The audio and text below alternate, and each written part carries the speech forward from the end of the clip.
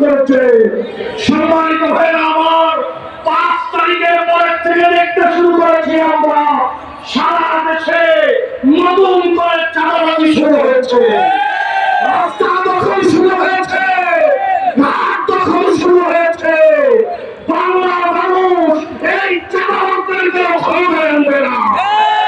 সম্মানিত ভাইরা আমার, তাম বিশ্বের 200 কোটি মুসলমানের মধ্যে যার মধ্যে কলিজার মধ্যে আগুন জ্বলতেছে, রাখার মুসলমানদেরকে, গাজার মুসলমানদেরকে নির্বিচারে হত্যা করা হচ্ছে।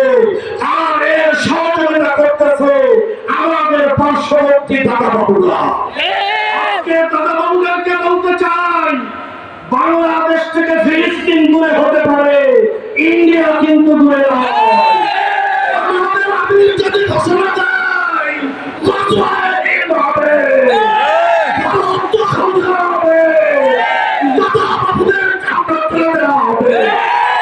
মুসলমানদের রক্ত নিয়ে হোলি খেলা বাংলার মুসলমানেরা সহ্য করবে না। আল্লাহ পাক আমাদেরকে তৌফিক দান করেন।